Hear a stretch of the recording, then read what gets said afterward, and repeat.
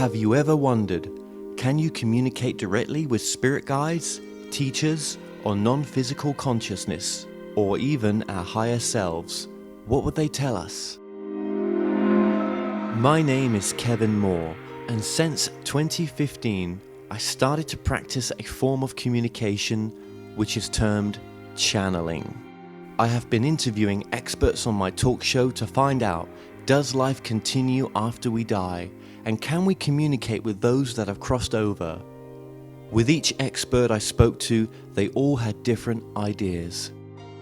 Is there knowledge from the past which could be shared with the present moment? So I thought, why not just speak to the non-physical world directly through channelers around the world? And that's what I set out to do. They Call Us Channelers will take the viewers on a journey into the phenomena known as channeling.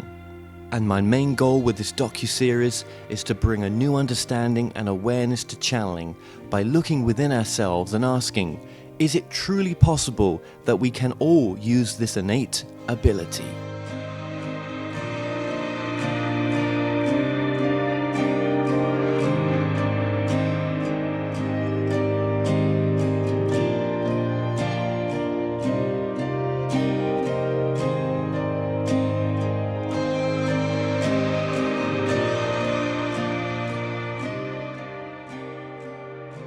Marilyn Harper, such a pleasure to have you here.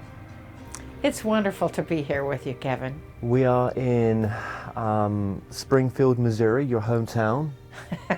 Yes, which is unusual for me to be in Springfield, Missouri. Well, you're always on the road. Yes, exactly. How much of the year would you say you're traveling now doing your work?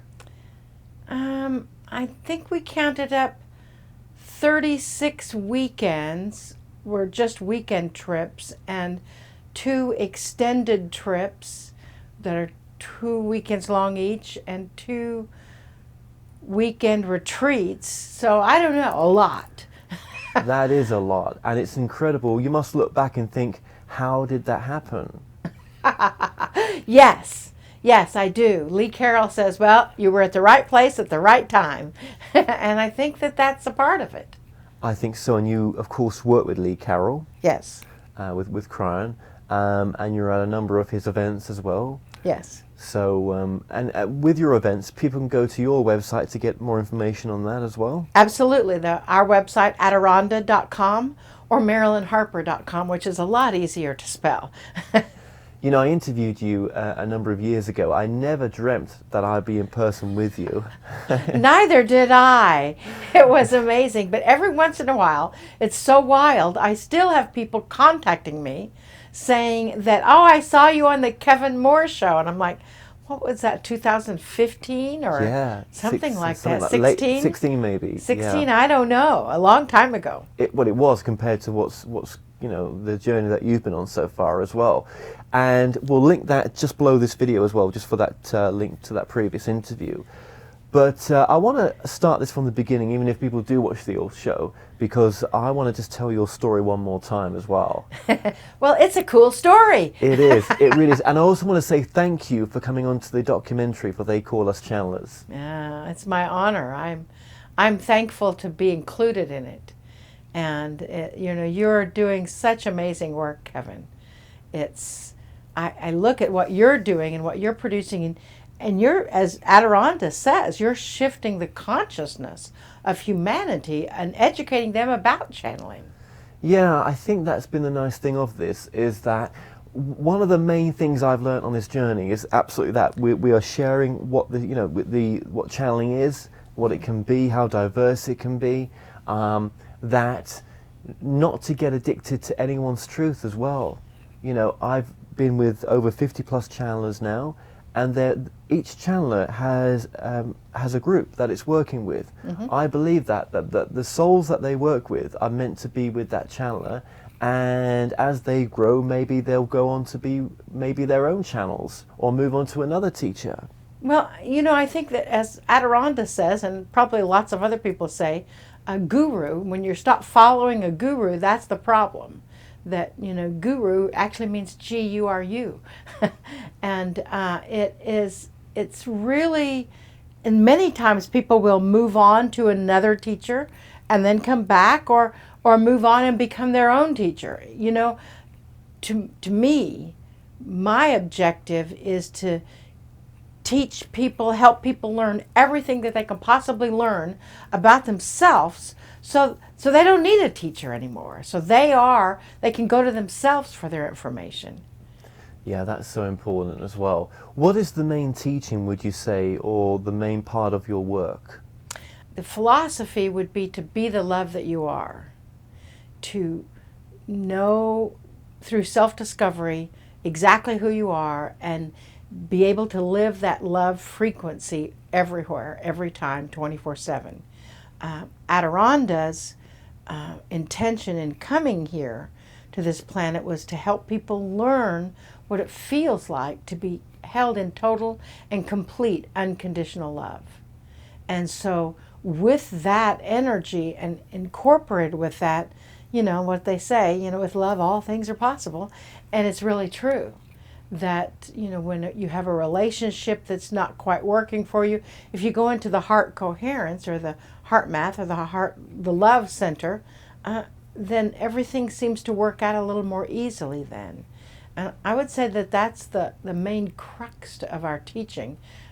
We do workshops, classes, training everywhere, teaching to give you really conscious, logical things that you can do and repeat. Because I think so many times we get so caught up in all the airy-fairy and the fantasy, or the galactic energy, and the Arcturians are doing this, and the Pleiadians. And then, not that there's anything wrong with that, but sometimes you're here on Earth, and I believe that our philosophy, coupled with Adironda's, is to make your experience here on this planet as wonderful and playful and helpful and to be of service as possible. Now, we're going to get to your walk-in in just a bit. Obviously, you're not the same person that you were a number of years ago because of the walk-in. But even though that is the case, how much of Adironda's teaching do you take on board? I think I try my best to take it all. I'm not quite as good as I could be, but I'm still human, and I'm still learning all that experience. And I get, frustrated and, challenged. But at the same time, I'm striving to be the love that I am. I'm striving to hold that vibration of unconditional love. And I think much of the time I can accomplish that, because people comment all the time. When I'm in person on the location, they comment all the time about my energy. And I don't think there's anything unusual with me. I just think that I've really focused on acceptance, and those things that don't feel like that you can accept them, then you get to love them through it. And I think that I really try to, I study all the time. I mean, I am working with the Course in Miracles right now. I work with not a lot of different books, but a few different books that have been cornerstones, turning points in my education. Yeah, because do you find that you sometimes not only do not have the time to read all the books that you'd like to read, because you're traveling a lot, yeah, not all the time. You'd think you'd have time on the plane, but there's so much other things you want to do, like rest. Yeah, I sleep and watch movies on planes. Yeah, right. But do you think you need to read a lot of other material? Do you think you're only drawn to the specific books, very few that you're drawn to, because you're getting so much from the teachings that you're bringing through? Yeah, let me correct that reading part, because I don't read anybody else's work. I don't read any other channels. I don't read any how to heal books. I don't read any how to channel books, never have. I read The Presence Process with Michael Brown. I read Awakening the Buddha Within by somebody that I can't pronounce his name. And I'm reading The Course in Miracles right now, and attempting The Disappearance of the Universe. Other than that, when I started down this process in 1996, I physically stopped having the capability to read. I mean, overnight, I couldn't read any books. They looked like Arabic. The print, even the newspaper for a week, looked like Arabic. Wow. Yeah. What would you say when people say or ask the question, where does Adironnda come from? Is she of some sort of intergalactic ET origin? Is she an ascended master? Is she a conscious energy, a group? That's a great question. Adironnda is actually neither male nor female, or both male and female. It's interesting because most men perceive Adironnda as a female, and most women perceive Adironnda as a male, which is interesting. They are from the 17th dimensional realm and the angelic realm. So how the two combine together, no one has ever asked that question. And they don't give out any information about themselves until someone asks. They are mist. They are considered a collective, and they are not in physical form. They've never communicated through a physical form on this or any other planet until they came through me. When I say they're mist, it's like a consciousness. They have moving lights. We have a book that we've been working on where my business partner Joy is interviewing Adironnda. And yeah, it's really, well, one day we'll finish it. And she asked Adironnda if they had an ego. And it stopped, I remember feeling, and they were like, we do not know.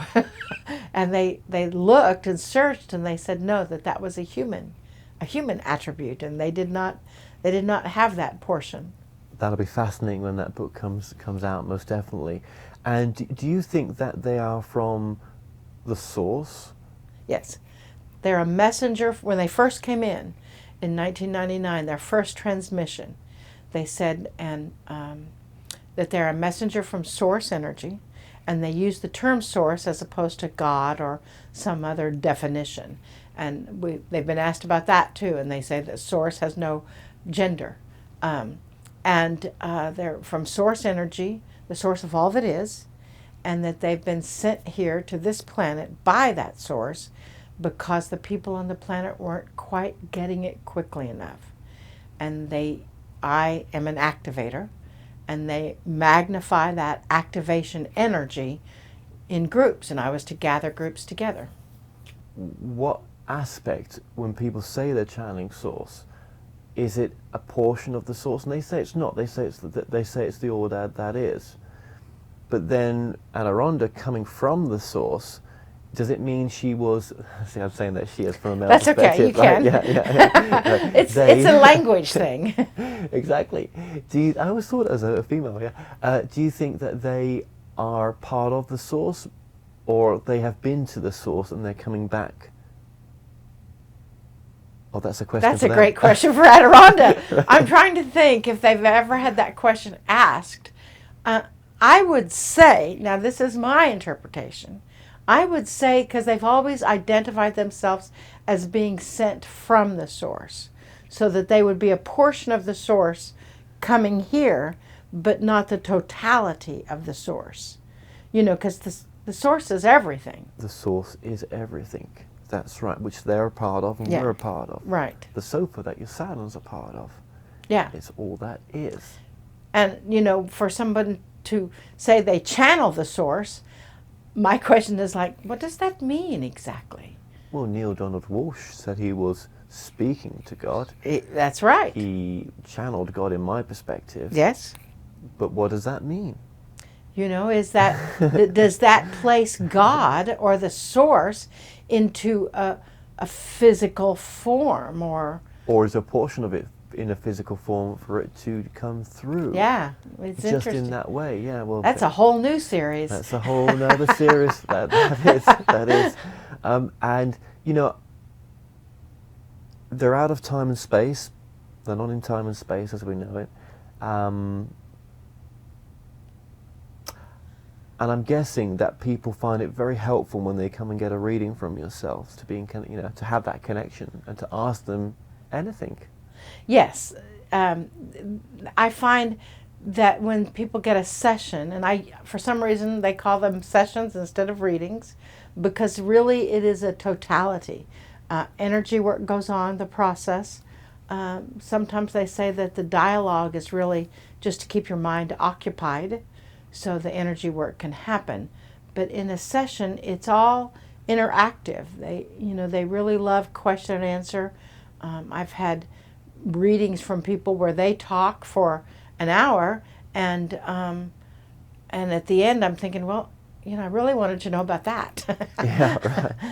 In talking about whether they do question and answer during a session, usually during a private session, and during a group session, they have a collective message, and then they love Q&A. So with Adironnda, obviously, they were only speaking to the people that are attracted to that teaching, the people that have found you and, that have come to you for the help. But obviously, their message is only to a select group. That's what I'm saying. And it's such good information. You almost want to say, when I hear these fantastic channelers like yourself, I'm like, oh my God, the world needs to hear this, right? But it doesn't work like that, does it? Only the people that need this information will find this information. I think that the people that are drawn to our energy, Adironda's energy, will find us. Not everyone is, which I always find shocking. but some people are drawn to other channels' information. Some people, everybody is chocolate, vanilla, and strawberry. People like, some people love German chocolate. Some people really don't. So there's something for everybody out there. I mean, there are more channels on the planet now than there ever have been, maybe in the history of the planet. Well, of course, I think every single person is a channel. They just haven't brought that information forward yet. And even if someone's channeling their higher self, that to me, that seems just to be as wise as some of the more different types of variations of channeling that I've come across. So when you bring Adironnda through, you take on the personality, the voice, everything changes. But I have to say, even with people bringing through the higher self, that can still be very loving, wise, and powerful for people. But there's many variations of channeling. So to say one's better than the other, I don't see it like that at all. I don't think you can. I don't think one will resonate with one person, one will resonate with another. And that doesn't mean that one's good and one's not good. It means that there's 8 billion, how many billion people there are on the planet? They all have to wake up. This is true. And in their own way as well. And Adironnda, I believe, is only coming through yourself right now as Adironnda. At this point, yes. I've asked, and several people have asked if Adironnda would ever be channeled through someone else. And Adironnda, because they're multidimensional, they can, like if you were to be somewhere on a plane or wherever, and you were to connect with Adironnda, they would come to you. They said that before, I believe. They will come if you ask. Yes, but that doesn't mean that they're going to channel through you. I don't know. Maybe they would. It's funny, when I think about asking them, I just hear your voice coming through the way that they come through. Yeah. And then I can speak to them in that form, which is kind of a bit of a strange way to imagine it. But yeah, I think they would. To you then, in all these years of doing this work, what does channeling mean to you? I believe channeling is a way of setting your conscious self, your belief systems, your filters aside, and allowing a higher consciousness, a different consciousness. You think of higher, then there must be a lower, but a different consciousness that possibly is a bit more all-encompassing of wisdom than the human is at this moment. I believe that that's why so many people are channeling, is because our human self is elevating to the point of having the same kind of information and enlightenment that the channeled beings are. And it's interesting because I've asked this question, that is the reason that people are channeling because we as humans, an expert's somebody that's 50 miles out of town, or maybe an expert that's somebody that's in another dimension. And so are we as humans referring that or bringing that in as a loftier message, or if it was the same message coming, just as me, Marilyn Harper, or whoever is the channel or the speaker, and that I find that an interesting question to see. Is it because I know with us, Adironnda sounds different, sits different, speaks differently than I do. They can sound like me. It takes more effort. Oh, I know when Adironndas come through. Yes, Yeah. yes, and since in 2003 or so, we actually merged together. Adironnda was more separate than me, and we actually merged together because they said that it would be much more comfortable physically. Is it like a council? There's a wise council table somewhere, and you're part of a council? Your soul lineage is part of this council that Adironnda's from, maybe? Possibly now. In the beginning, they were not. They came completely from the outside, not familiar with their energy at all. They were not. I believe that some of the beings on the council are a part of my higher self. Did you ever have a fear of death? No. What is your perspective on death now? Even as a kid, as a walkout and as a walk-in, I believe that death is just a transition point. That this body gets tired or breaks or wears out, and you go into another realm, and many times there's a retraining process, and you get to come back, and usually you come back with a similar grouping. In other words, we have known each other for other lifetimes. I wouldn't be surprised in that, actually. I would not be surprised if we bumped into each other before. I'm sure we have. How is your family taken to Adironnda nowadays? That's a great question. My mother she didn't have any place to, she passed away at 96, and I was her caretaker for the last few years. She didn't quite have any place to put the word channeling. However, she saw me channel in front of a group, not really more speaking. It sounded more like me. And she said that we had a way of speaking that caused people to listen and bring them a message deep within their soul, which is what channeling is. My brothers, well, I have one brother that's a Jehovah's Witness, one brother that's a Assemblies of God, and one brother that's an AA counselor. The AA counselor and I have more in common. But I think that I don't hide it from them, but it's not something that we discuss.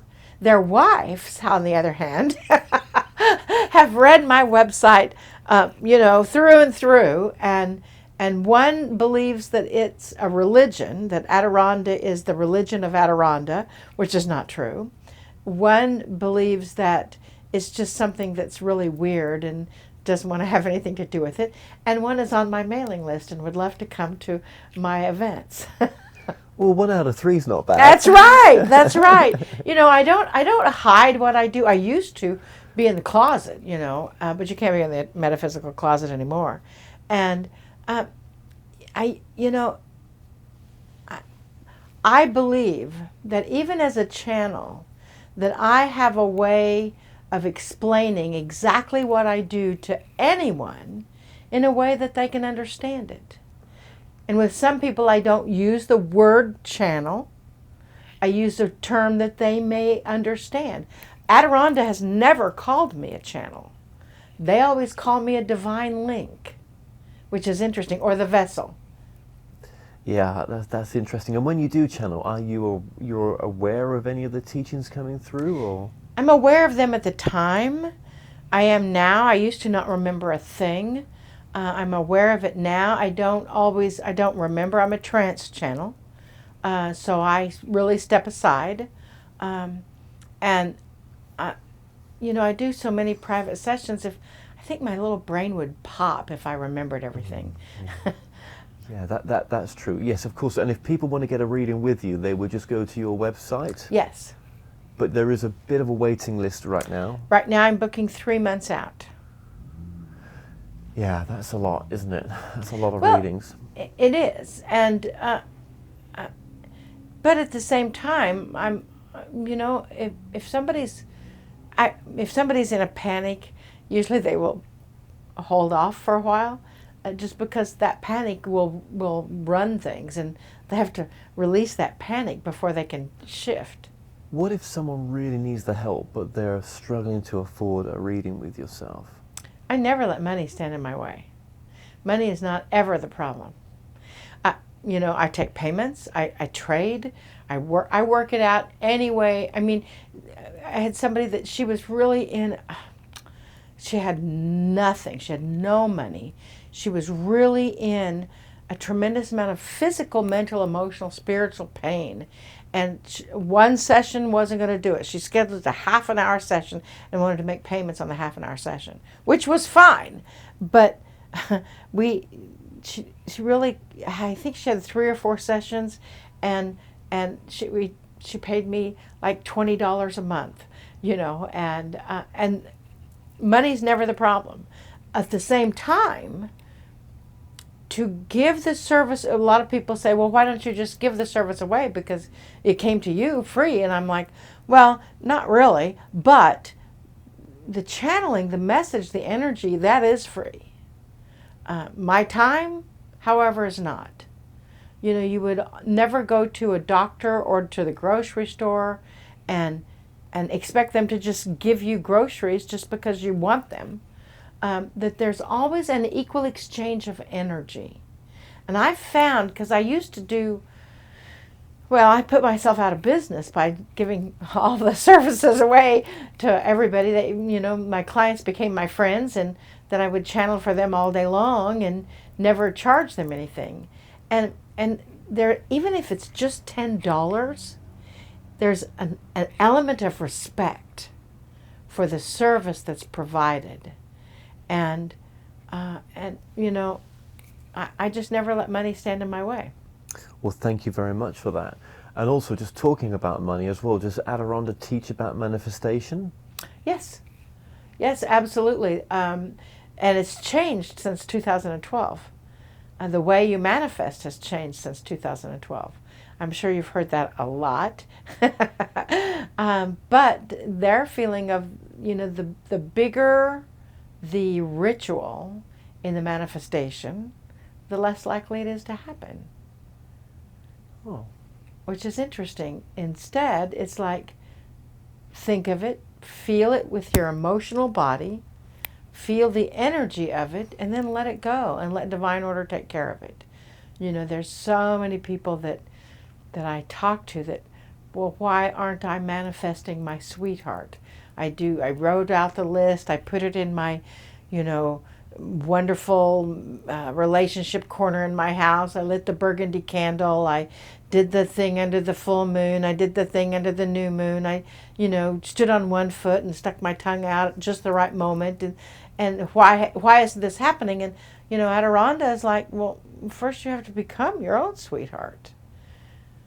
First you have to be that person that would magnetize that, and that's the same with manifestation. If it's in your highest good, if it's in your highest joy to experience something, then you will. and simply know that it will happen and know that it is in the process of happening. I think sometimes you have to write it out, really just for your own clarity. But you always want to have the clause, this or something better, because our brains, my brain 5 years ago or even 3 years ago, when I talked with you 2 years ago, could never fathom us sitting side by side here, me traveling all over the world with Lee Carroll, traveling all over the world with myself. I could not have imagined that kind of a thing, even though if you go back to my journals in 1996, that's what it was said. You were putting it out even then. Mm-hmm. Interesting. And it had to wait for the right time as well. Exactly. And I think that that's why people in manifestation, they get so caught up in believing that they have control over how it's going to happen. One time I worked with somebody, actually John Schulte, and we went into the future in an energy, and we both saw details. I saw the carpeting, I saw the hotel room, I saw people that I'd never seen before, and these round, glowy things in the room. I saw sound system, and I heard myself saying a very specific phrase. In 2011, I had that experience, and that was like 1996 that I saw that. And in 2011, and I was actually talking, and I recognized the carpet on the floor.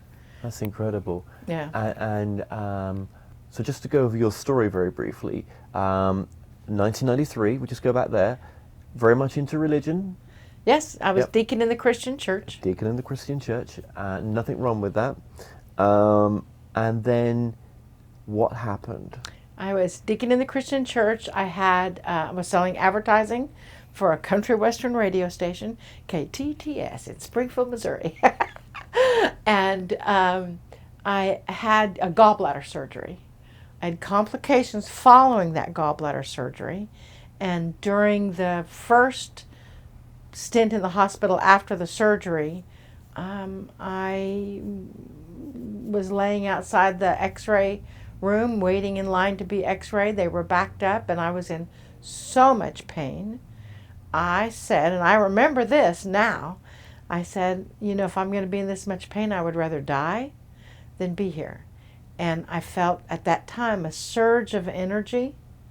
I didn't think about it at the moment, but I made a lot of racket, and they took me right into the x-ray, and that's when they found out what was wrong. And I believe that it was then, that was April 22nd, 1993. That was that 24-hour time period there when I walked in. And I came out of the hospital a completely different person. No understanding of what had happened? No clue. No clue. I wasn't metaphysical, so I didn't, I knew that there were angels probably somewhere around, but, I came out of the hospital. My walkout was a very good seamstress, and she made clothes and was a costume designer for a while, and she could make 12 Santa suits in a week, and with no pattern. And I couldn't sew anything. She used to do counted cross stitch. That was the first indication that there was something odd, is because I came out of the hospital and I was recuperating, and I was trying to do cross stitch, and I didn't know how to do it. I didn't know how to read the pattern, which was bizarre. I didn't feel comfortable wearing any of the clothes that she wore. It's only really been in recent years that I've worn strong colors. Before then it was pastels, and she wore all red and black. Were you worried at the time that there was something mentally wrong? I was. I thought, did I have a stroke? Did I couldn't write the same way. My walkout was a really good writer. And my walk-in, as you read my texts or my emails, it's like you have to kind of read it out loud to understand what I'm saying, because the words are in the wrong syntax. It would be like English is my second language. Were past memories a bit foggy of childhood? Yes, my walkout, she could remember something that happened when she was 3 years old and what dress she was wearing, and if it was a hand-me-down or if it was a brand new dress. Me, I couldn't remember anything. It was very foggy for a time. That was a first indication, because a friend of mine always commented on my memory, and all of a sudden I couldn't remember anything. And I now, and for a walk-in, it's like going through a Rolodex file of memories. You can get to those memories, but you may have to sort of look for them for a moment. Yeah. Family didn't recognize you? Yes, that's correct. The family didn't recognize me. My brother, who was 8 years younger than me, but I really was his caretaker. I was as close as we are, and he didn't recognize me. Even though my physical appearance didn't change that much, it was really the energy. You can look at pictures before the walk-in and after the walk-in, and you would be able to tell the difference in those pictures. Where did you go? Who did you go to then to kind of figure out what the hell was going on? I didn't go to anybody. I thought for 2.5 years, 3 years, I was shaking my fist at God, saying, "Tell me what's going on here." When I was ready, the universe, source, informed me with 3 people that I knew and loved and completely trusted. So for you to then come to terms with that, you weren't going crazy, that there was a walk-in that had taken place here, I believe that there was a story that relates to a book by Ruth Montgomery. Yes. Actually in 1995, Thanksgiving Day, we had 70 people at my house. We had a nice big family dinner. Of course, every Thanksgiving at my parents' house, not my house. And just 15 minutes before lunch, my mom came and held out this book and said, "Have you read Strangers Among Us by Ruth Montgomery? You ought to read it. You would really like it." And I, said, "No, I haven't read it. Can I borrow it?" And she said no, because I never return books. And then about 5 days later, another friend of mine, Big Bill, who is like a cross between Haas and Gandhi. He looked like Haas from Bonanza, but he talked like Gandhi, And we were dating at the time, and he said, "Have you read the book Strangers Among Us by Ruth Montgomery? It's really a good book. We'll go by my house afterwards, and we can pick it up and I'll loan it to you," right? And I thought, that's strange. My mom just mentioned that same book, and we got sidetracked and didn't go by his house and pick up the book or anything. And then about 5 days later, through really universal arrangement, the universe arranged for me to drive 12 hours in a car to Milwaukee with John Schulte.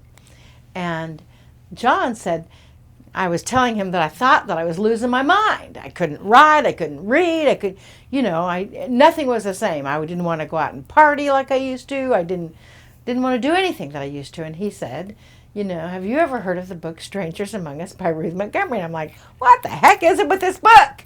And he proceeded to tell me what a walk-in was, and that was when I realized, oh my goodness, that happened to me. Now, the postscript is that I went back to my mother, because I thought, my mother knows that I'm not the person she gave birth to? Well, I asked her about that, and she said no, that she didn't have that book. She didn't do that. We looked through all hundreds of her books, and the book was not there. I went back to Big Bill and said, that book, Strangers Among Us by Ruth Montgomery. And he says, I've never read any of Ruth Montgomery's books. And I said, you were going to loan it to me. You had it at your house. And we went over to his house, and he didn't have it.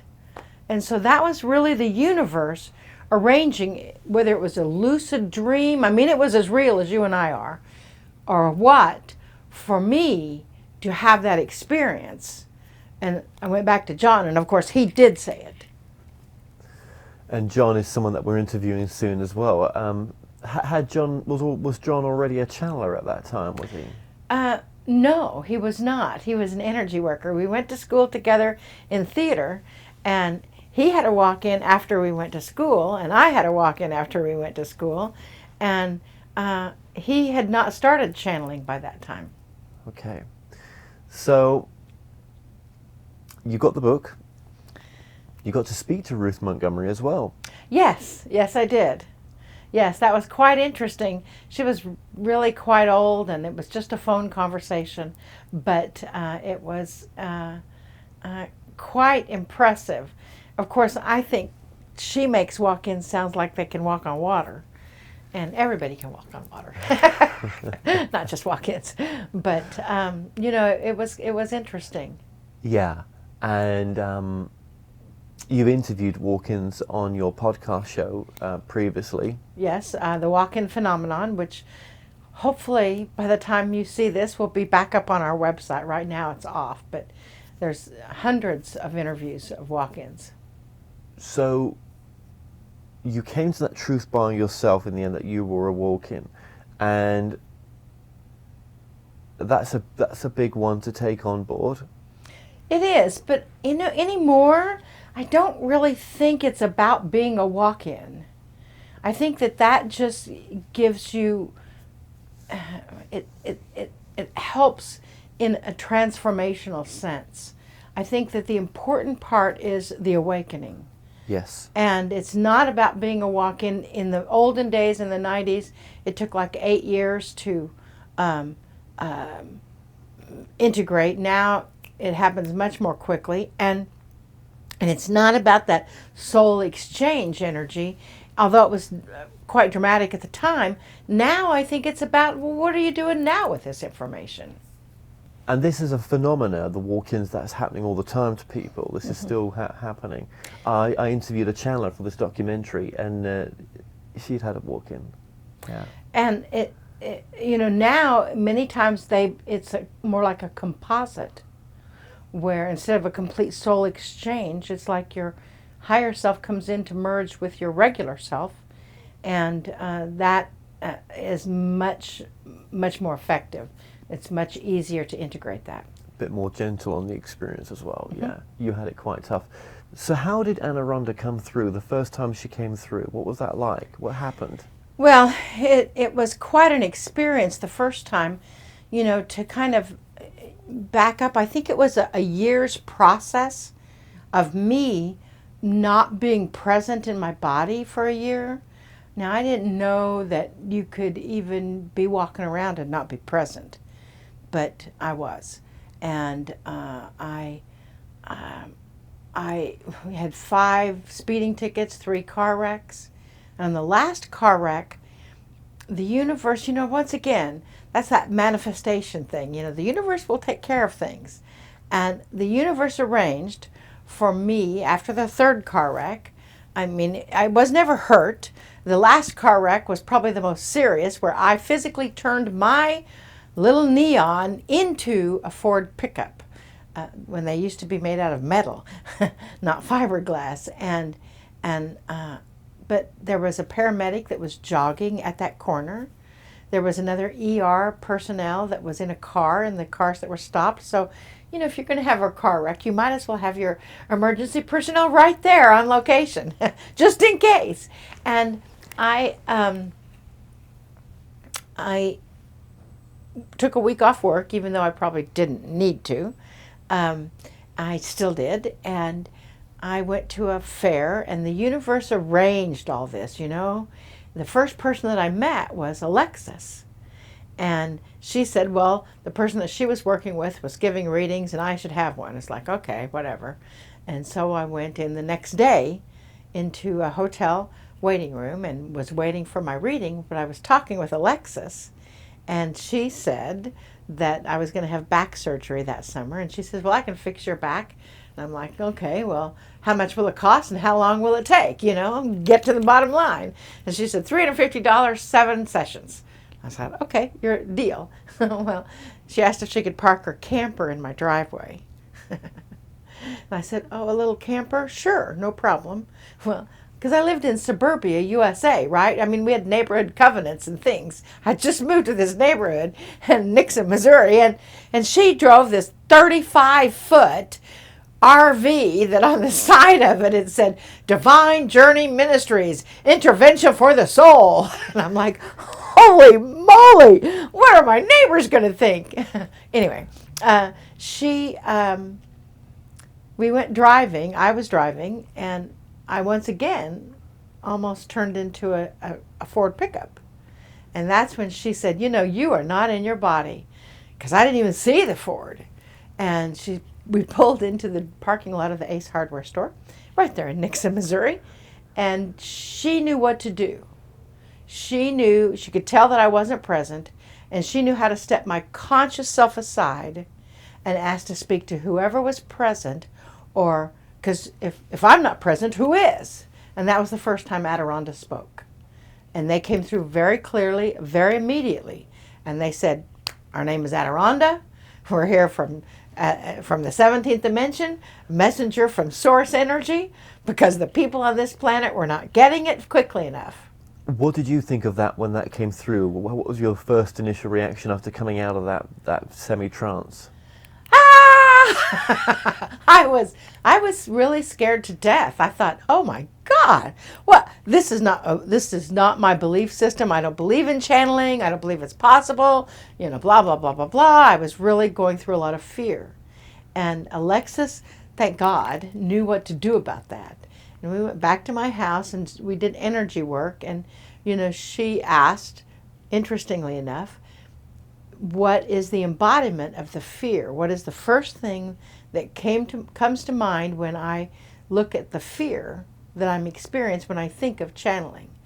And it was frogs. I know, I was like, what does that mean? Frogs. And she said, well, where are the frogs? And she says, well, and I saw this big backpack of frogs on my back.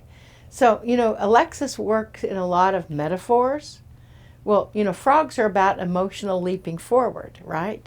Frogs are about taking this step and then jumping to another step. So I took those frogs off my back and released them and settled my fear down. We went into the Akashic records for several past lives where I was a channel and, released the fear surrounding those.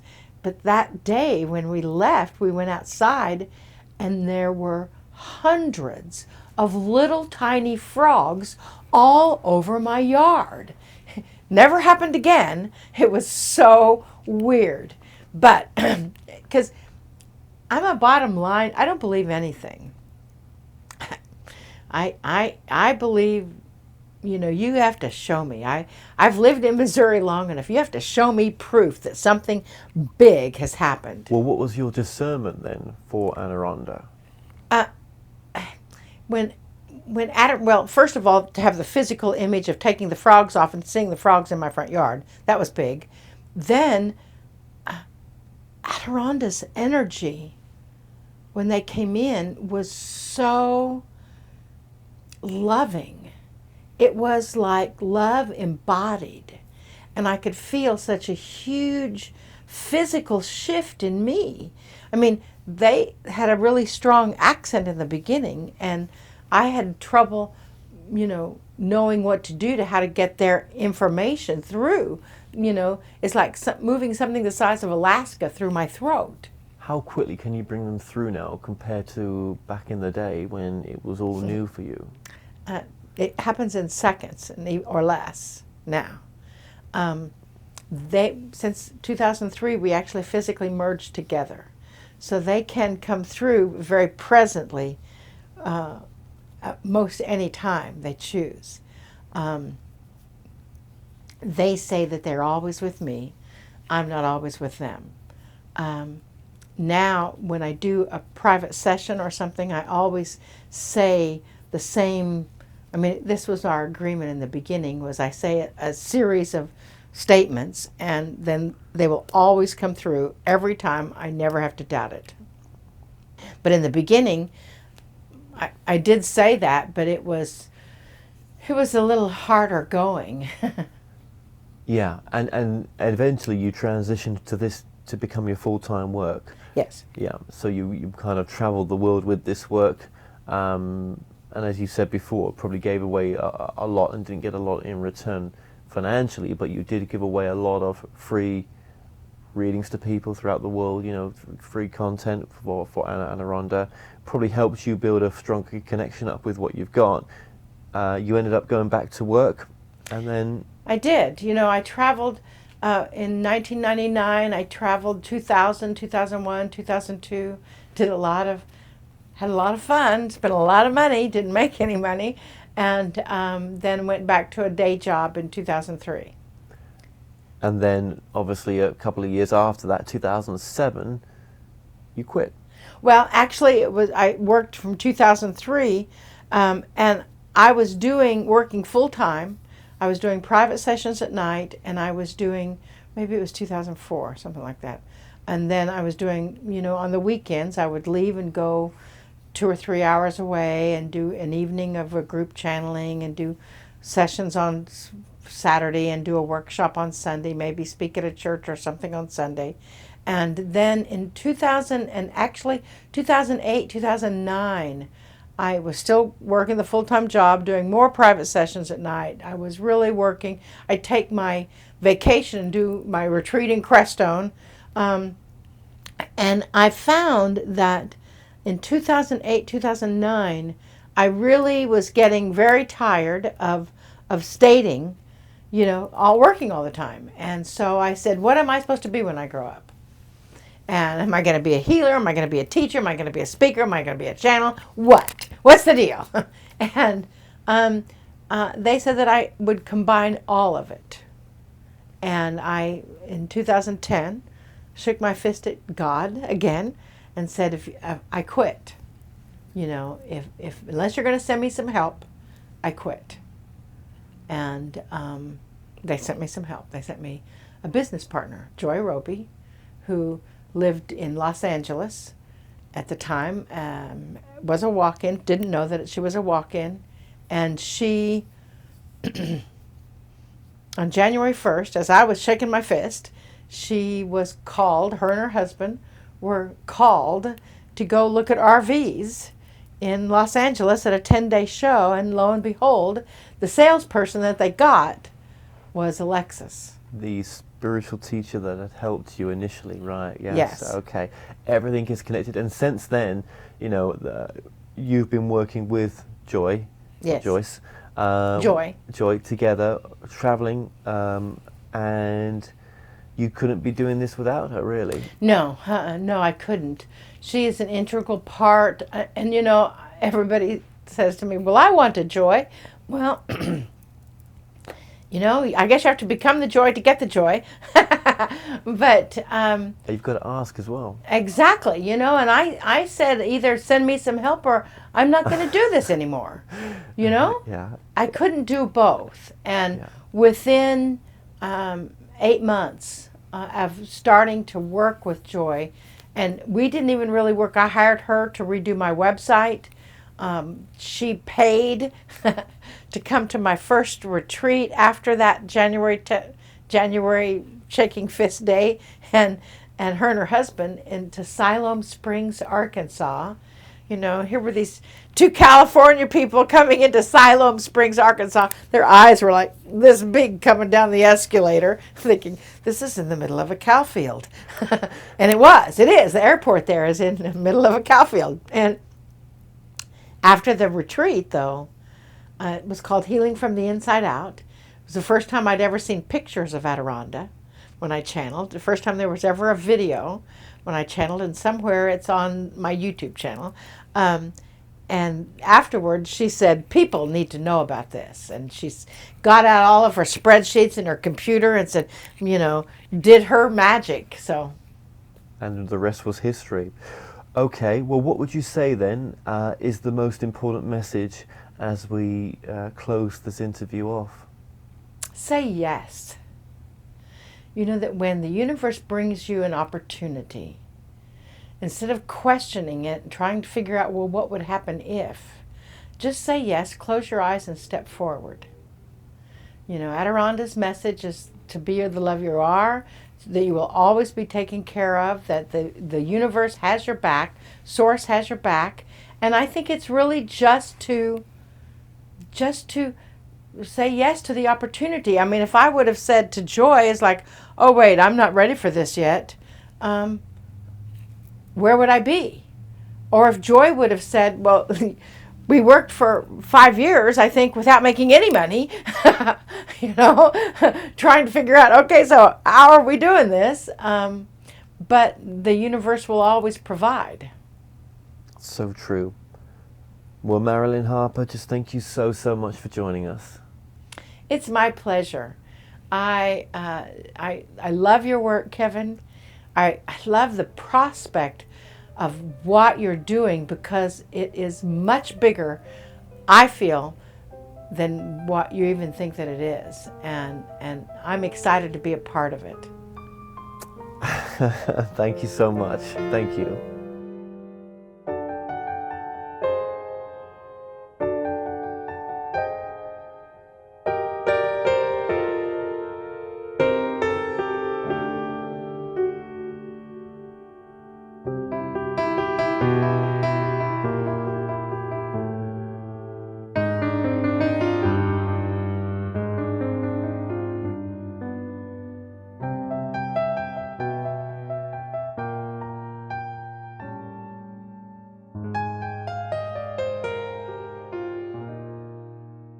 This is, you said to me last time when I was with you, right? You said we were going to meet soon again. Yes. And I was I didn't know I didn't know what to think of that, but here we are. Yes, here we are. This is very soon. Very that was soon. 2 weeks ago, huh?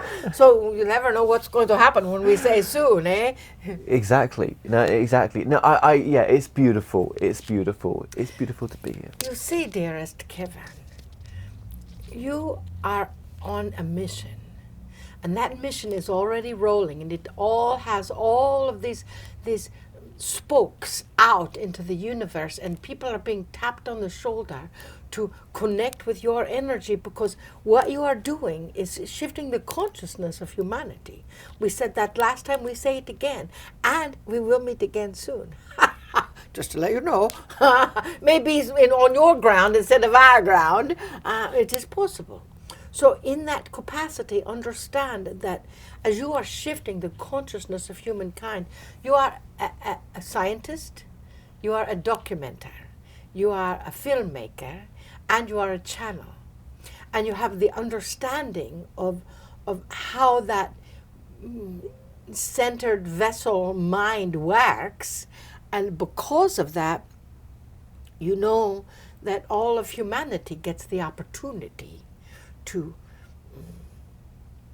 shift and understand that just because a person is bringing forth a higher realm or a different realm, we don't like the word higher either, but a different realm, a different dimensional being, that does not mean that that entity or that energy is all-knowing and is the truth of all that is and blah, blah, blah.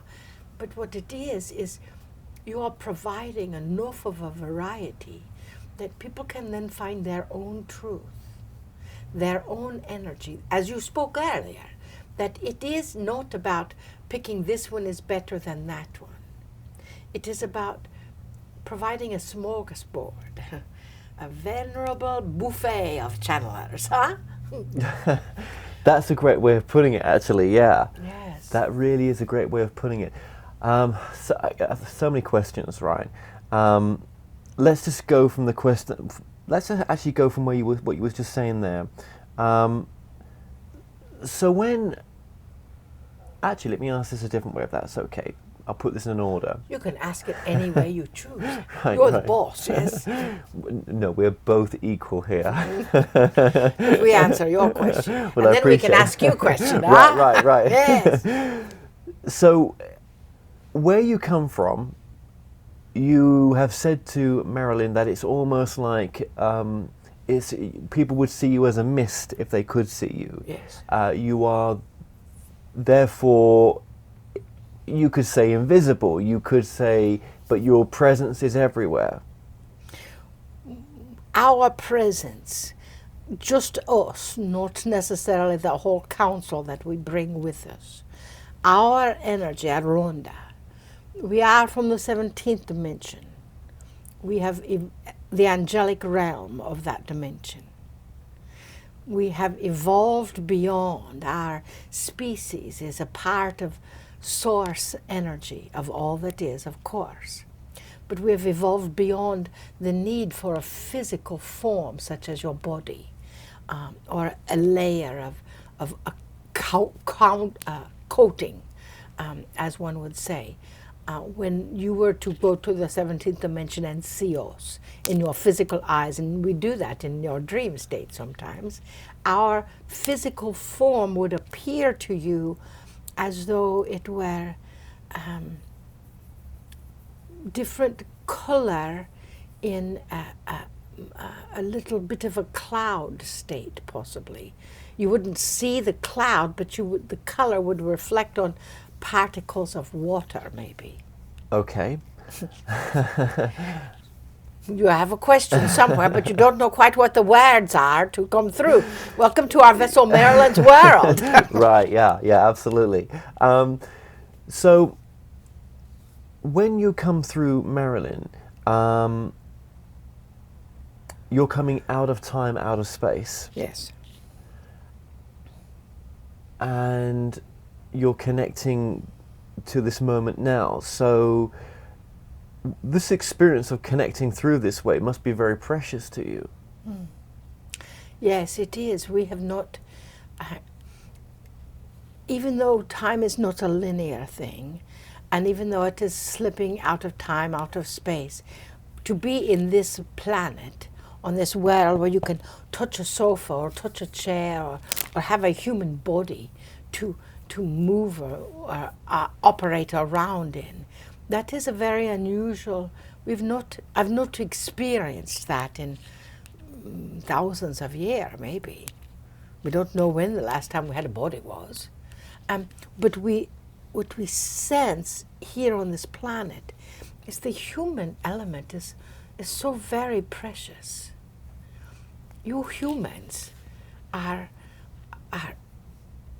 simple and magnificent in the capacity of energy to hold and maintain and progress and evolve no matter what odds are thrown your way.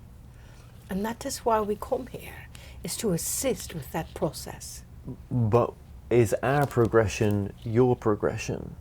But we have learned a lot about the human element by coming here to the human earth, simply because when we came here we did not know that this body would move, that this vessel Marilyn could open her eyes, or we could see through her eyeballs. We did not understand the capacity of laughter and its healing power of the human spirit.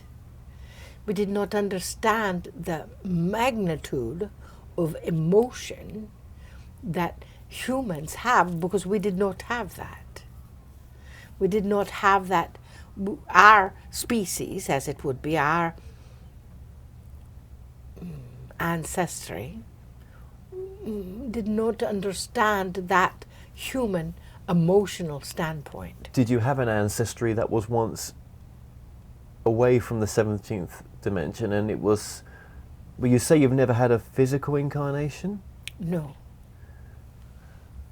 But you've always just been? Yes. And that you're an aspect of the everything? We are an aspect of source. An aspect of source. Has any human soul ever been to the 17th dimension? Yes. Are there human souls there now? Yes. But a human soul, is that the right way of saying it, though? This is the way we have seen it. And it is sometimes difficult to wrap the human brain around the possibilities. is that when you sleep, your soul, your energy, your beingness goes somewhere else. Yes? So some go into the 17th dimension and plurk. They do healing work on the planet, they do healing work on themselves. That is where we encountered this vessel Marilyn. She was doing healing work, and we realized that she had the same color of light coming through her hands that we are. And so we realized that she was an energy match to us. She could hold our energy. And it is not, it is not something that is like a transporter drops off a transporter of humans and they come and they work and it's a nice tourist attraction.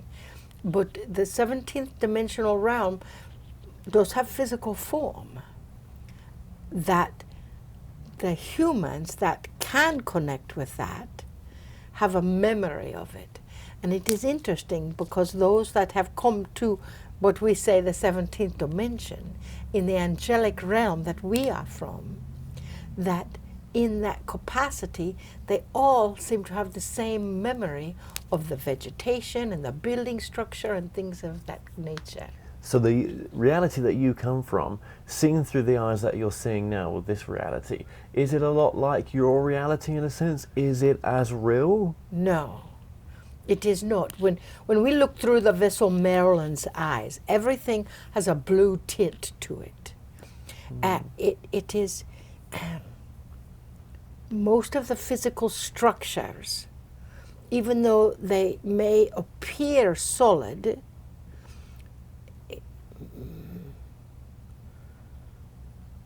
except possibly the vegetation, the physical structures that are created, you can move your hand through them.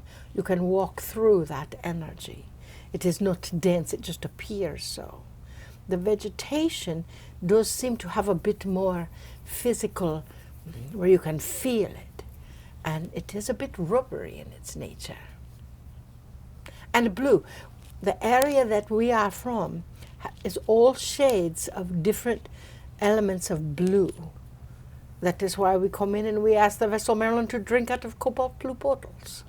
My channeling tells me that there is an unlimited amount of levels to go to. Yes. And that we're progressing through these levels. Yes. To almost reach something that's beyond our understanding. We could call it source. Yes. It's almost like we're trying to know it, we're trying to know ourselves. But we humans tend to come onto this level, this human experience, or maybe an experience somewhere else in some other dimension, but we like to come to these physical planets, don't we? Yes, yes, because you see, we don't have that tactile nature where we are from, but you see, even with the very prospect of trying to define it, trying to wrap your brain around it, it is much larger than how you can even define it, because simply by the definition, you are limiting the energy. Well, yes. And even to the understanding of if we're creating this reality, am I creating you? Yes. Woohoo! You are creating us, and we are creating you. You see, you are also creating the experience that you are having now. You are creating the experience, we are creating the experience that we are having now. We are... But how do the two match then? They may not. And then when they do, it is like fireworks. So you've created the experience to want to come through Marilyn. Yes. And I'm creating the experience of wanting to meet you. Yes. Then there's a match. Yes. And when that match happens, that's when that synergy comes through, and then the next step unfolds in front of itself. And if I don't want to imagine you and to say this is just my imagination, or this is, as some people would say, they would judge this to say, well, you know, I can't go there. or believe in this, then that's the reality that they're going to create. And that is fine. You cannot convince someone else to understand and believe the way you do.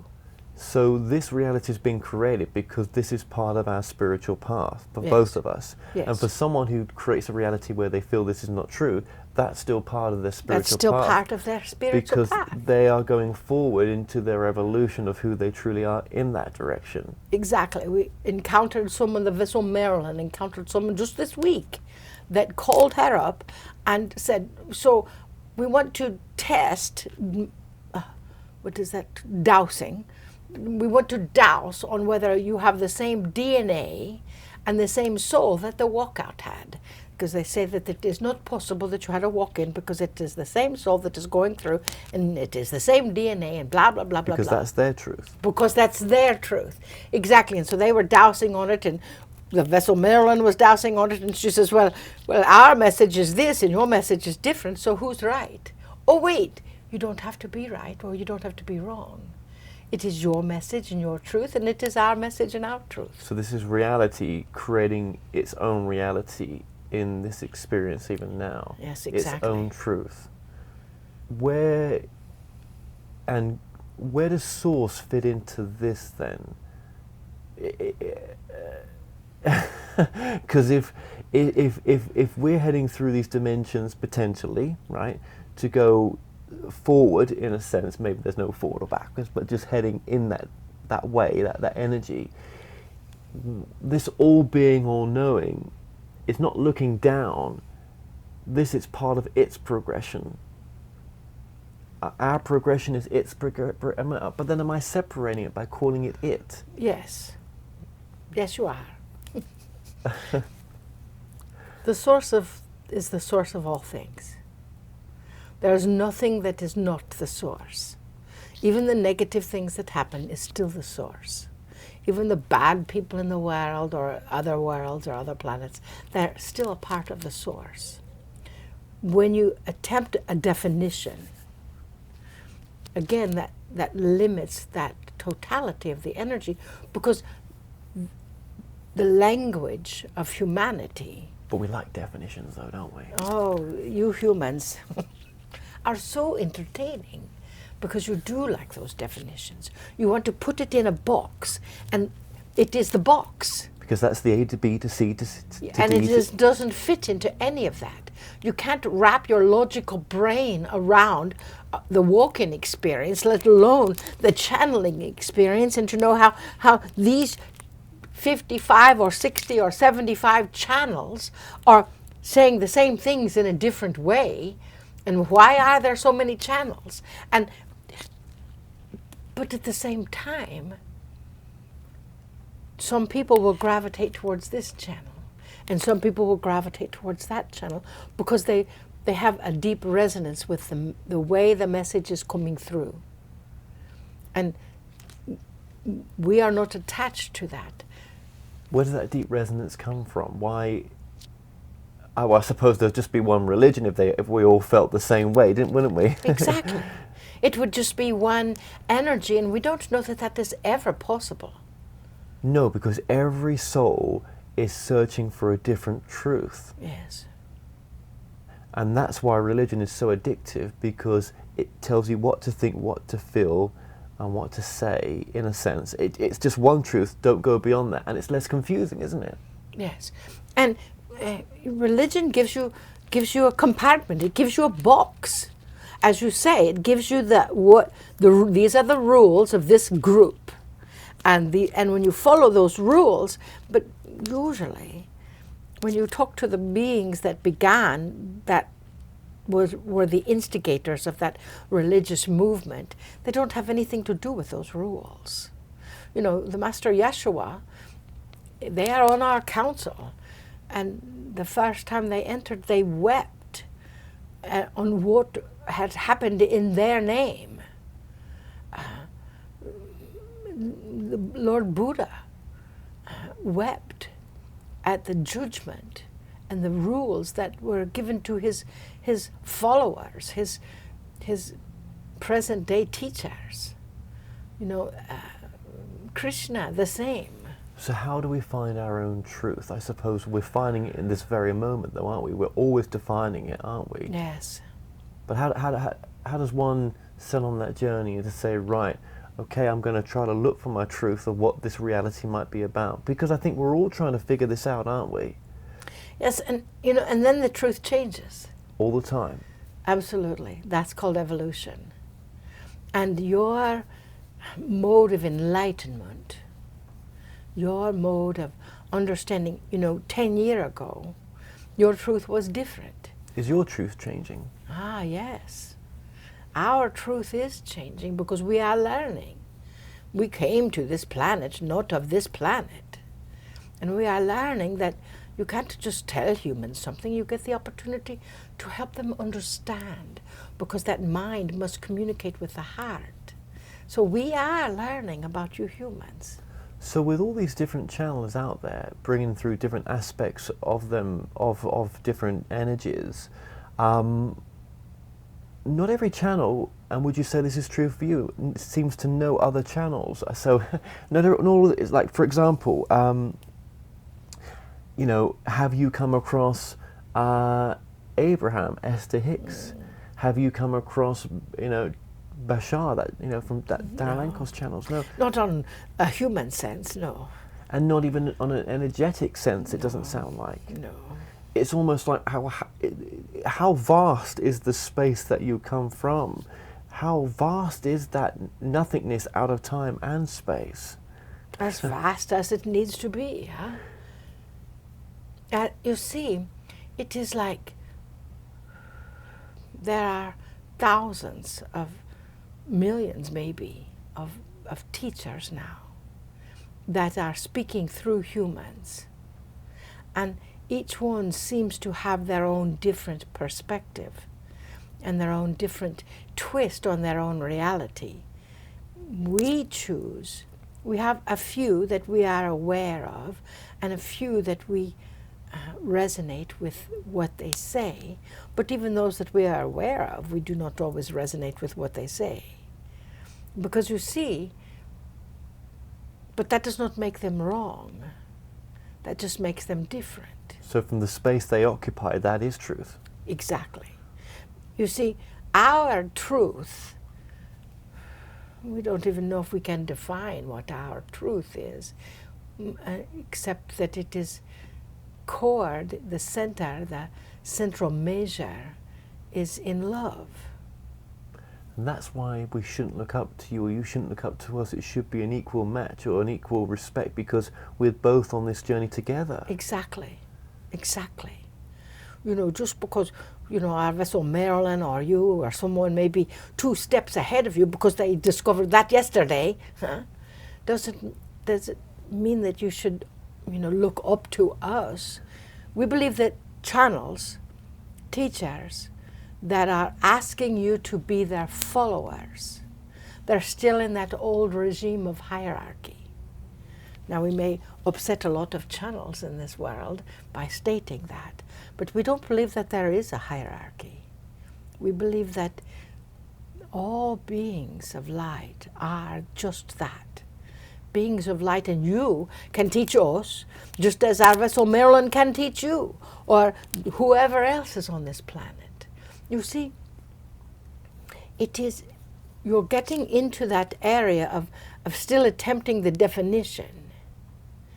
And the mind can't quite grasp the vastness of source, the vastness of the different particles or energies that are moving through humans right now. Because in the human mind, one must be right and the other wrong, but that is not the truth. That is not the way it is. One must be right and the other can still be right. Because chocolate, vanilla, and strawberry, as our vessel said, all people have to wake up. All people get the opportunity to evolve. And in that evolutionary process, the communication that is happening is on the level that they are ready to receive at that moment. You had a Yeah. question. We saw it come through. We almost stopped in the middle of the sentence. It's hard sometimes when, you just can't quite say to yourself, well, I have total recall of where I've come from. I have total recall that I'm a soul having a human experience. It's that trust factor, isn't it? Of, well, not even trust. It's just that knowing. Well, my truth is that I am a soul having a human experience, and I am eternal. But I can't prove that to myself, though, because I can't remember the space where you come from. I can't remember being there. I can channel it through, and it feels very calming when I do, because the only thing that the truth came from was internally me. Like when people have a regression session, that came from them, yeah? But there's always that part of me that's like, where it doesn't want to, this reality doesn't want to, is set up in a way that you can't remember it precisely. If you could remember everything that has ever happened to you precisely, our question is why? Why would you even want this experience then? Exactly. We have a client that asks for full remembrance right now. We said her brain would pop because her body, her cells, her mind was not ready for all of that information. The better question is to help me know what I need to know exactly when I need to know it. Right. Okay. And how do we come from that space? By holding the energy and intention that you are always on the right path, that you are always on the path of source, that you will be prepared, you will always know to drive down to Branson and pick up the lights so you can record. So to know I get you. and trust. And that trust part, because you're trusting about something that you cannot hold on to. You're trusting about something that you cannot see with your eyeballs. You're trusting about something that is only a feeling, and it is another feeling that is saying, well, that is ridiculous.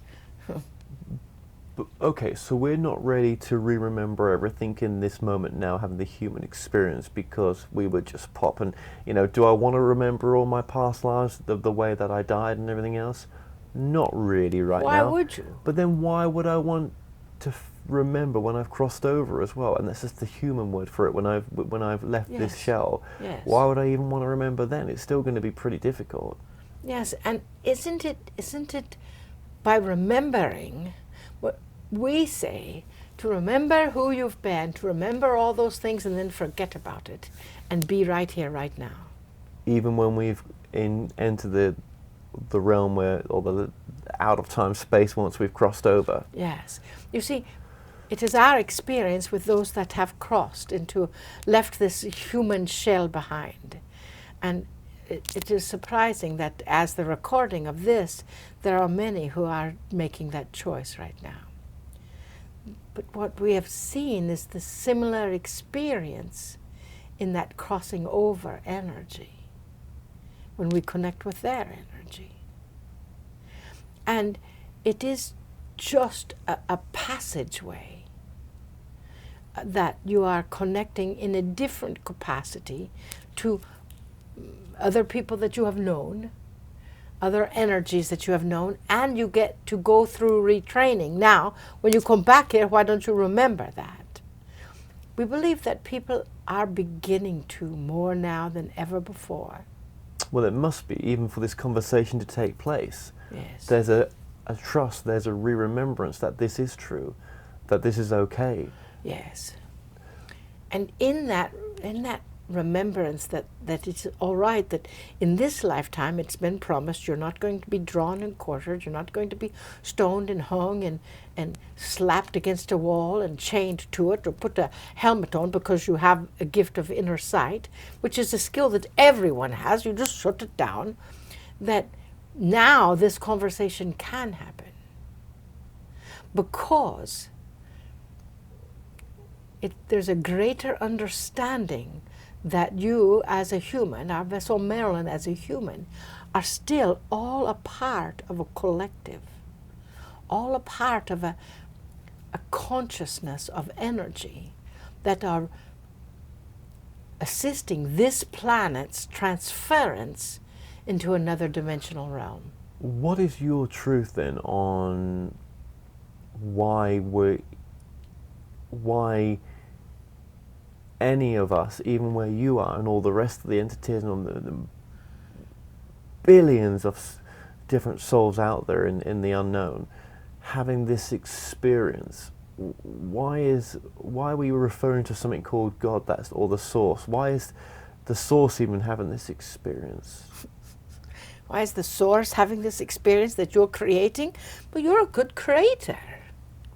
Wasn't he, she, it? They? They? Yes. It is our understanding of the source of all that is.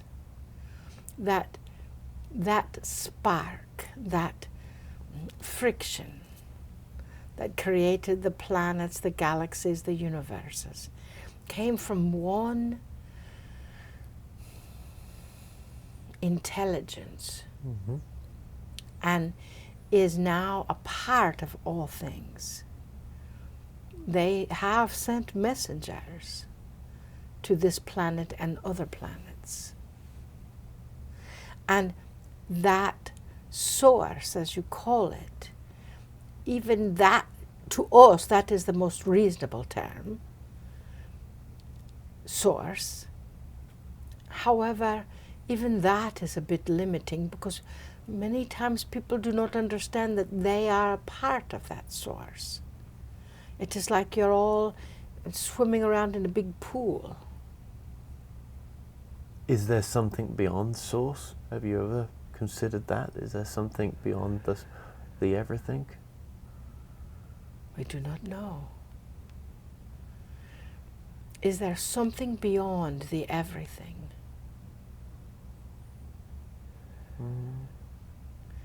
We are asking. Well,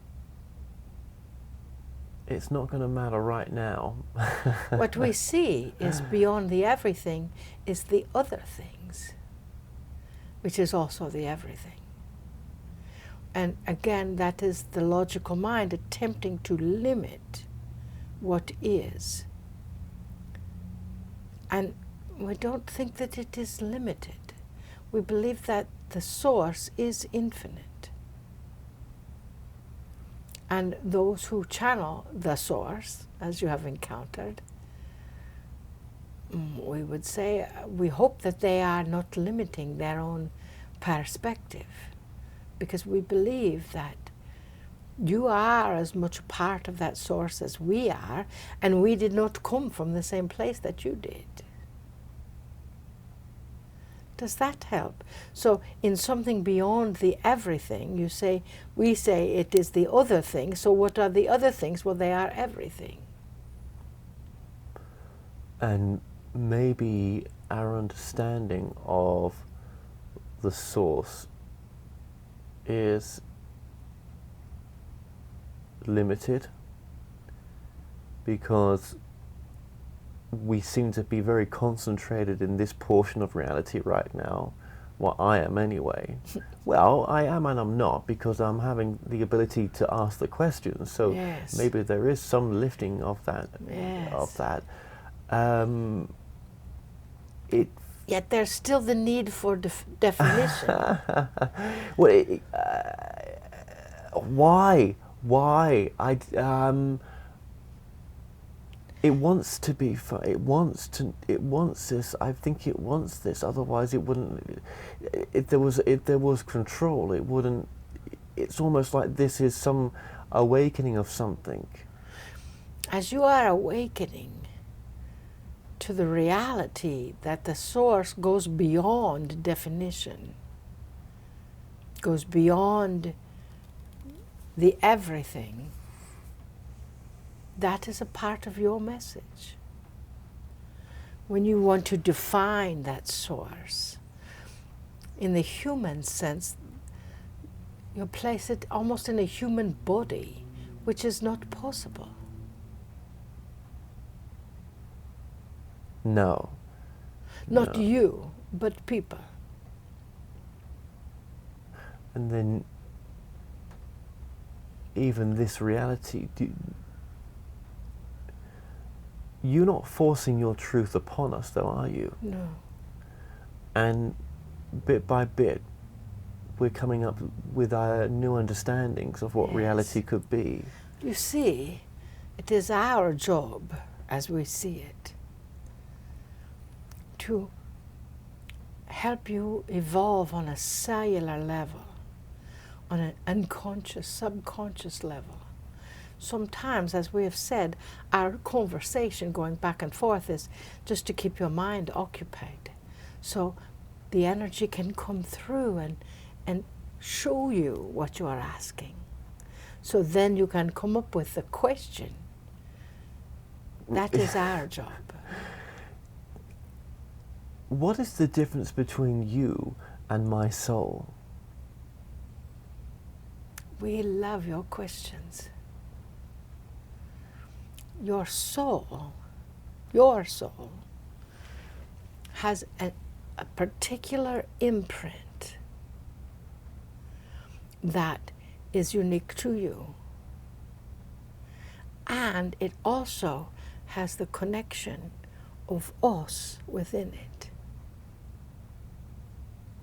So your soul is actually made up of that particle that is like your blueprint, and it is us as a part of the source, and then overfilled with the source coming through. So am I reawakening, or my reawakening is also your chance to reawaken again? Are we if you've already coming from something different from me, but we're the same, then who's reawakening who? There's the rub, eh? You see, in our species, our beings, they have evolved beyond that shell. They've evolved beyond that soul element that is the imprint of each. And yet, they are returning because they have learned, we have learned, that the component that is missing in many species, you have discovered here on this planet, is that emotion component of love. We have the capability to help all people that we encounter feel that. And if they can feel it, they can recreate it. If they can feel it, they can expand within it. And that is evolution. So in your question of who's teaching who, we believe that it is always a two-way street. We are not the master teacher, although we have master teachers that we speak through, and speak through us. Has this reality looped around before? Yes. And on a different loop, we did this a different way. Yes, with a different outcome. But we've been sat here before differently. Yes. But we have been sat here before with different words said. Yes. Why is it looping for? Because they're striving for the new outcome. How many times has it looped in a sense? Does that matter? No. What matters is what comes from now. Was I aware in the other loops of the awareness of the loop? You were still questioning everything.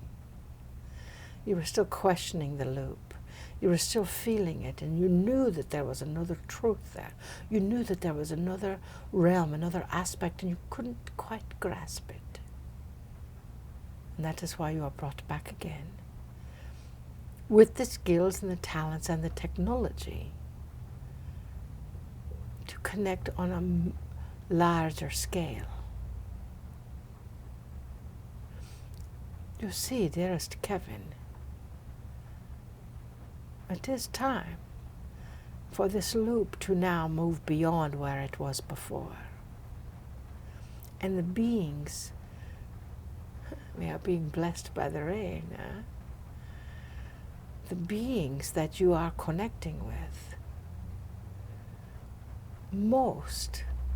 many, have that same loop that you are connected with before. Have we got that idea of karma mixed up with the idea of the loop, maybe? Yes, there's so many people that have so many different definitions of karma. It's like, why are you bothering with that? But then I could speak to another channel and say, look, we've done this before, we're in a loop here. And they would say, not in our understanding, we're not. So who's right? I don't know. Take a deep breath. I think this is my truth. It feels right for me, and I'm not here to convince anyone else. No, you cannot. You see, you will continue to recreate that loop until you have the evolutionary chain to shift, or the technology or whatever to shift in that capacity. So we say to take a deep breath because we say to ask yourself, because that is where the answers are. Nothing outside of yourself can provide those answers. We want to go past the loop, don't we? Exactly. That's the key. And this life now, you may think, well, it's going to take other lifetimes in the future to break that mold. But actually, breaking it in this life maybe breaks the mold for other lives. Yes, exactly. When you break through, break is a negative term. Yeah, it's my term. when you move beyond the loop, when you open the pathway so the loop is not closed. What's wrong with keeping doing this again in different ways? We're not saying that there's anything wrong with it. But however, if you continue on the same path, then where's the enlightenment in that? And instead you want to continue on the same path, pause and move into a new path, and then have maybe a new loop, we don't know. Another loop. Because it's another evolution. But we must have got to the end point because we come back. Or did we?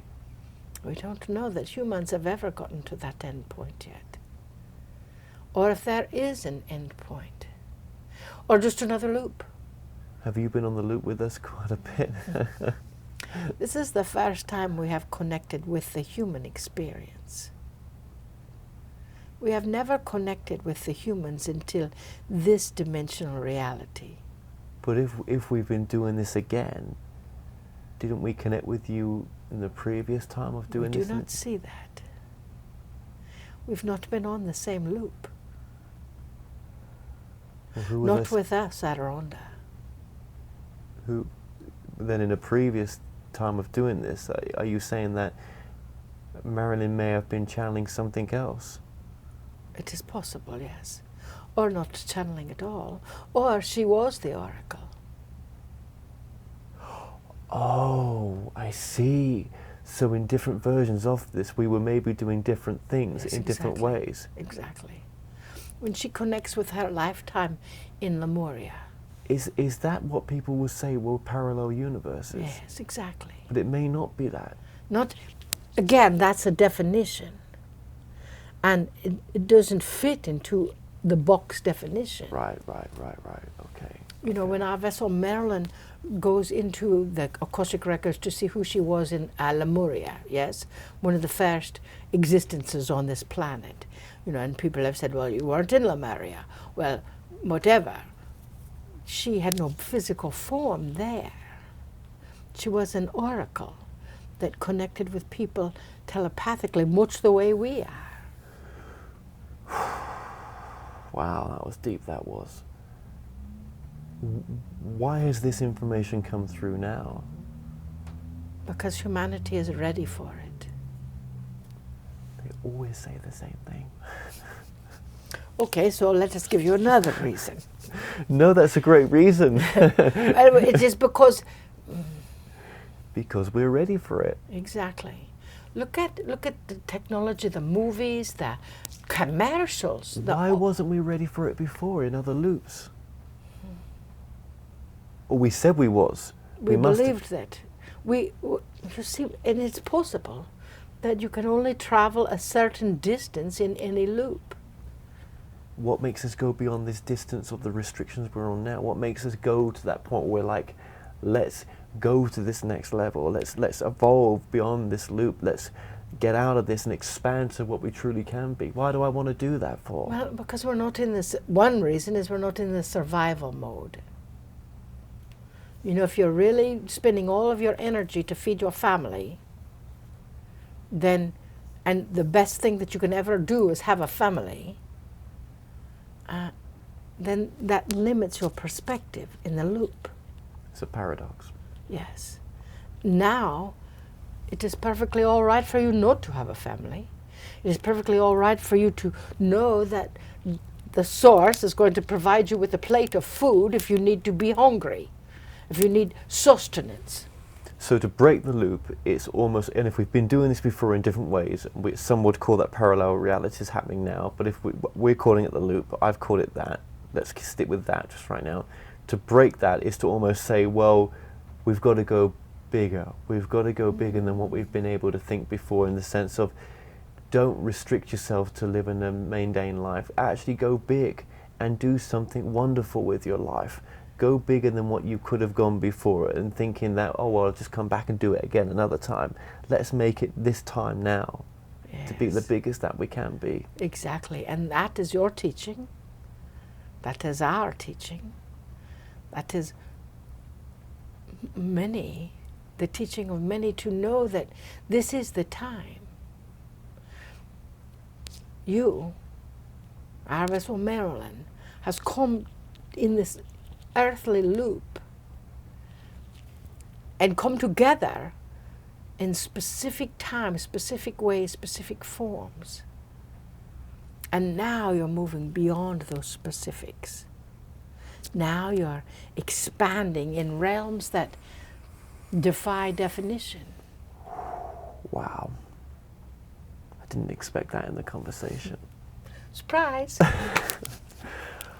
Well, listen. That is our job, you know.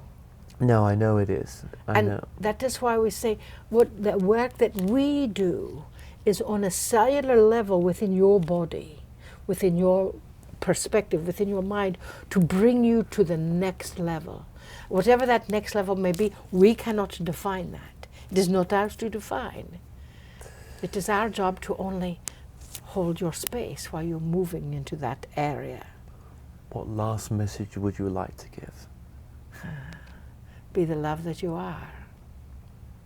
You can remember all of those past things and all of those past existences, whatever, blah, blah, blah, that is all they are. You can look into the future and see where that loop is for the next time, but that is still just a story you're telling yourself.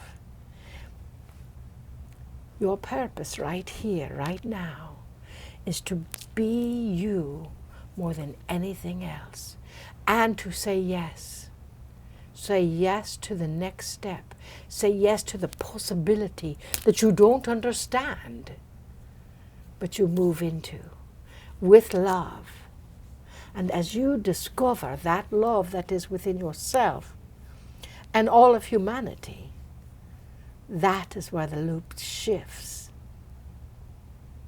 and humanity evolves. But what if there's something that is not in our highest good to say yes to? Not in our highest good, but what if, are you saying say yes to everything that comes our way opportunity-wise? No. No. If someone says to go out and step into the street in front of that car, are you going to say yes? No. And it could be, oh, I've got Just to test yourself. I've got this business opportunity, Kev. Do you fancy getting involved in it? It may not take me away from the path that I should be doing, even though it's not quite interested in what they're saying.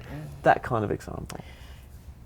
That is where we are asking you, all of humanity, to learn their own truth, their own source, their own signals, their own energy to such an extent that they will know beyond a shadow of a doubt and trust what they are understanding for themselves. Not your job, your task is something different than our vessel Marilyn's, than our task, but your job is to still trust your instincts.